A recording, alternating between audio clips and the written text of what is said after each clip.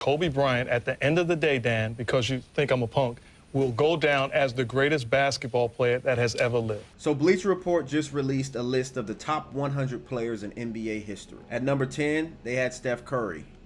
Number 9, Wilt Chamberlain. Number 8, Larry Bird. Number 7, Tim Duncan. Number 6, Shaquille O'Neal. Number 5, Bill Russell. Number 4, Magic Johnson. Number 3, Kareem Abdul-Jabbar. Number 2, LeBron James. And number 1, Michael Jordan. I'm no Kobe Bryant fanboy. Tracy McGrady was my favorite player growing up.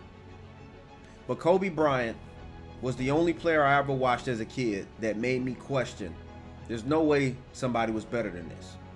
And although I do believe now that Michael Jordan is the greatest after doing my research, I haven't seen a player since Kobe Bryant that made me question whether or not someone was better than him. Kobe Bryant suffers from the Emmitt Smith syndrome. What's the Emmitt Smith syndrome?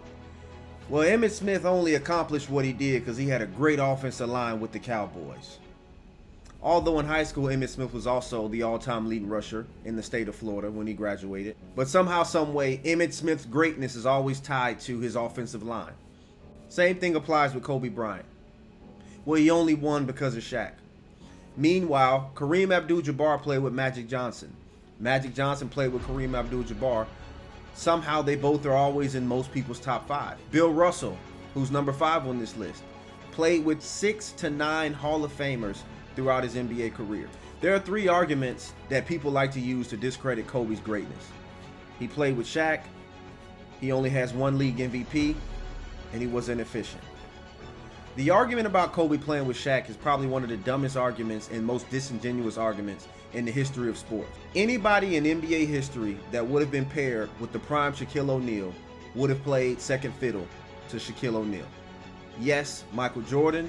Yes, LeBron James, Magic Johnson, Larry Bird. Anybody you mention, if you replace them with Kobe, the same situation would play out. They would be the number 2 option.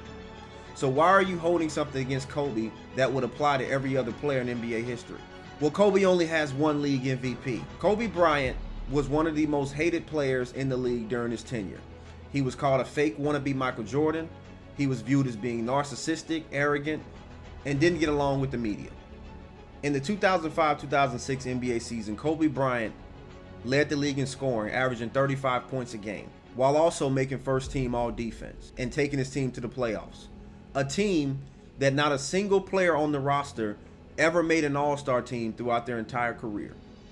And yet and still, carrying that team to the playoffs, averaging 35 points a game, making first team all defense, Kobe Bryant still finished outside of the top 3 in MVP voting. Why? Because the media votes on MVP. Kareem Abdul-Jabbar has 6 league MVP, and he, just like Kobe, had a reputation of being bad with the media. But guess what Kareem had working in his favor? In the 1970s, when Kareem won 5 of his 6 MVP awards, the media didn't vote on league MVP. The players voted. And so the players voted for the best player, which is why Kareem was winning MVP awards while missing the playoffs in certain seasons. Kareem didn't have to worry about the media liking or not liking him because the media had no say-so in whether or not he would win league MVP. And clearly, Kobe demonstrated how valuable he was to his team by leading the league in scoring, making first team all defense, and carrying his team to the playoffs. And yet and still, he still doesn't even get a top 3 MVP finish. Another all-time great player, Wilt Chamberlain, averaged 50 points a game and 25 rebounds in 1 season. And guess who won league MVP in that season? Bill Russell. Well, Kobe was inefficient. Kobe was drafted in 1996, and his prime years were in the 2000s. And if you look at all scores from Kobe's era, and that includes Michael Jordan, 95-96, 96-97, 97-98, 2001-2002, 2002-2003. Michael Jordan never shot above 50%.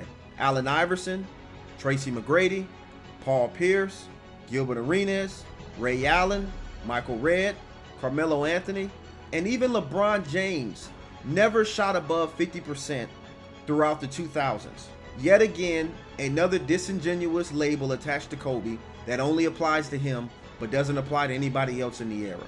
Larry Bird is ranked 8th on this list. Larry Bird, who in his first NBA Finals had 2 8-point games, and the third and arguably the fourth best player on his team, took home Finals MVP. Kareem Abdul-Jabbar, who has 6 rings but 2 Finals MVPs. One Finals MVP was won by James Worthy, who was the third best player on his team. And the year Kareem won his 6th NBA title, he averaged a whopping 13 points a game and 4 rebounds.